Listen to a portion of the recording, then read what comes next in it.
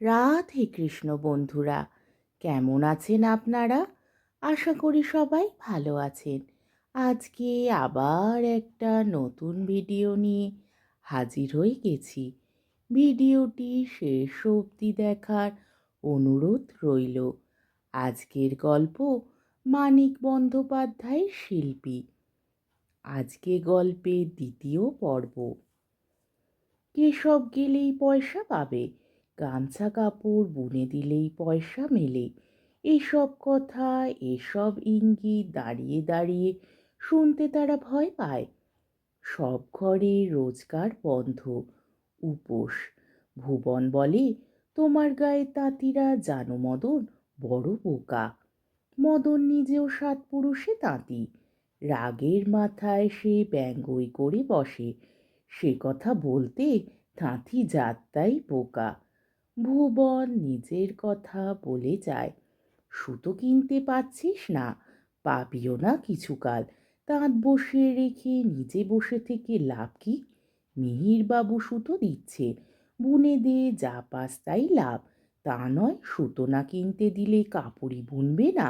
এ কি কথা? তোমার মত নয় বুঝতে পারি, সস্তা কাপড় বুনবেই না তুমি, কিন্তু ওরা? পোষায় না ওদের। সুতো কি সবাই কেনে না কিনতে পারে? আপনি তো জানেন, বেশিরভাগ দাদন কর্জে তাঁত চালায়, পর্দা রাখে দিবারাত্রি তাঁত চালিয়ে, মুখে রক্ত তুলে। আপনি তাও অর্ধেক করতে চান, পারবো কেন মোরা? নইলে এদিকে যে পর্দা থাকে না বাপু, কি দরে সুতো কেনা জানো?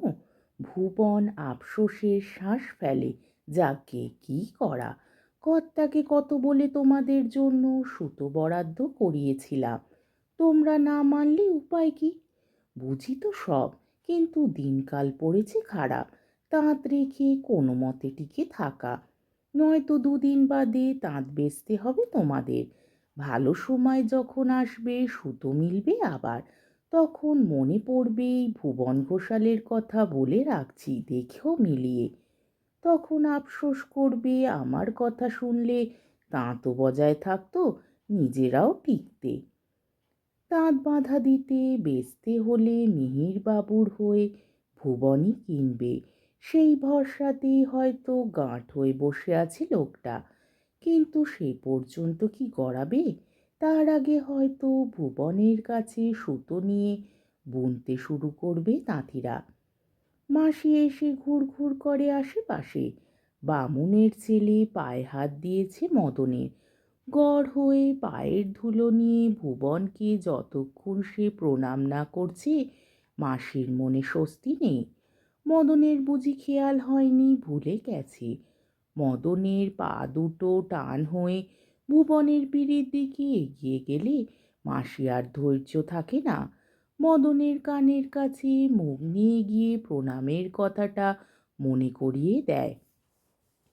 মদন একেবারে খিঁচড়ে ওঠে, মেয়েটাকে নে না কোলে, কেঁদে মরছে, মর্গে না হেতা থেকে যেতা মরবি। ছেলে মেয়ে দুটোকে নিয়ে মাসি পালায়। মদনের এ মেজাজ চেনে মাসি। মেয়ে কাঁদছে বলে বকুনি মিছে, ওটা ছোট।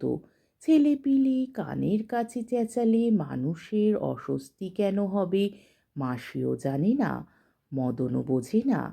ছেলে মেয়ের কান্না মদনের কানে লাগে না। তাতে ঠকঠকি, মেয়েদের বকাবকি ঝিঁঝির ডাকের মতো। মেজাজটাই বিগড়েছে মদনের। না করুক প্রণাম সে বামুনের ছেলেকে। মদনের ওপর মাসির বিশ্বাস খাঁটি। রামায়ণ সে পড়তে পারে সুর করে। তাঁতের কাজে বাপের নাম সে বজায় রেখেছে। সেরা জিনিস তৈরির বায়না পায় মদন তাঁতি। মদনের মার সাথে কচি বয়সে এ বাড়িতে এসে মাসি শুনেছিল বাবুদের বাপের আমলে বেনারসি বুনে দেবার বায়না পেয়েছিল মদনের বাপ। বিয়ের সময় জালের মতো ছিষ্টি ছাড়া শাড়ি বুনে পরতে দিয়ে তার সঙ্গে যে মশকরা করেছিল মদনের বাপ, সে কথা কোনোদিন ভুলবে না মাসি। আজ আকাল, বায়না আসে না, সুতো মেলে না, তাঁত চলে না, তবু মদন ওচা কাপড় বোনে না। ওর জন্য কষ্ট হয় মাসির, ওর বাপের কথা ভেবে। মা বউ যেন কেমন ব্যবহার করে ওর সঙ্গে। মদনের বাপ যদি আজ বেঁচে থাকতো, মাসি ভাবে, বেঁচে থাকলে 4.25 বেশি বয়স হতো তার। মাসি তা ভালো বোঝে না, শুধু শ্রীধরের চেয়ে সে বেশি বুড়ো হয়ে পড়তো ভাবতে মনটা তার মুষড়ে যায়। শ্রীধর তাঁতির বেঁচে থাকার দুর্ভাগ্য দেখে সে নিজেই যে কামনা করে এবার বুড়োর যাওয়াই ভালো। না থাক মদনের বাপ, মদন তো আছে। মদনের মা বউ ফিরে আসে গুটি গুটি। পেটের ভারে মদনের বউ থপ থপ পা ফেলে হাঁটে। হাত পা তার ফুলেছে কদিন থেকে। পরনের জীর্ণ পুরনো শাড়িখানা মদন নিজে বুনে দিয়েছিল তাকে বিয়ের সময়। এখনো পাড়ের বৈচিত্র্য, মিহি বুননের কোমল খাপের উজ্জ্বলতা সব মিলে এমন সুন্দর আছে কাপড়খানা যে অতি বিশ্রীভাবে পরলেও রুক্ষ জট বাঁধা চুল, চোখলা ওঠা ফাটা চামড়া এসব চিহ্ন না থাকলে বাবুদের বাড়ির মেয়ে মনে করা যেত তাকে। মদনের মা বিড়বিড় করে বকতে বকতে আসছিল লাঠি ধরে কুঁজো হয়ে। ভুবনের সামনে সে কিছু না বললেই মদন খুশি হতো, কিন্তু বুড়ির কি সে কাণ্ডজ্ঞান আছে? সামনে এসে সে শুরু করে দেয় মদন তাঁতির এ অতি বশীকরণ বসন্ত শাড়ির বায়নার কথা শুনেই বাবুর বাড়ির মেয়েদের হাসি টিটকারি দিয়ে তাদের বিদেয় করার কাহিনী। ওসব কাপড়ে চল আছে নাকি আর? ঠাকুমা দিদিমারা ঝিরা চাষার ঘরের মেয়েরা পরে ওসব শাড়ি। মদন তাঁতি, মদন তাঁতির কাপড়, বনগার শাল রাজা মদন তাঁতি বলল, বলল ওসব কথা। পা গুটিয়ে সিধে হয়ে বলে মদন, বেড়েছে, বড় বেড়েছে বাবুরা, অতিবার হয়েছে বাবুদের, মরবে এবার। দাওয়ায় উঠতে টলে পড়বার উপক্রম করে মদনের বউ। খুঁটি ধরে সামলে নিয়ে ভেতরে চলে যায়। ভেতর থেকে তার উগ্র মন্তব্য আসে, 1 পয়সার মুরদ নেই, গর্ব কত। ভুবন সান্ত্বনা দিয়ে বলে, মেয়েরা অমন বলে মদন, ওসব কথায় কান দিতে নেই। তা বলে, বাবুদের বাড়ির মেয়েরাও বলে, তার মা বউও বলে, উদিও বলে, কিন্তু সব মেয়েরা বলে না। এই তাঁতিপাড়ার অনেক মেয়েই বলে না। মদন তাঁতিকে সামনে খাড়া করিয়ে তারা বরং ঝগড়া করে ঘরের পুরুষদের সঙ্গে। মদনও তাঁত বোনে, তারাও তাঁত বোনে। পায়ের ধুলোর যোগ কি নয় তারা মদনের। 1 আঙুল গোঁপদাড়ির মধ্যে ভাঙা দাঁতের হাসি জাগিয়ে মদন শোনায় ভুবনকে। একটা এঁড়ে তাঁতির তেজ আর নিষ্ঠায় একটু খটকাই যেন লাগে ভুবনের। এই রাগে একটু হিংসার জ্বালাও যেন হয়। সম্প্রতি মিহির বাবুর তাঁতের কারবারে জড়িয়ে পড়ার পর সে শুনেছিল এ অঞ্চলে তাঁতি মহলে একটা কথা চলিত আছে, মদন যখন গামছা বুনবে। গোড়ায় কথাটার মানে ভালো বোঝেনি, পরে টের পেয়েছিল সূর্য যখন পশ্চিমে উঠবে এর বদলে ওই কথাটা এদিকে তাঁতিরা ব্যবহার করে।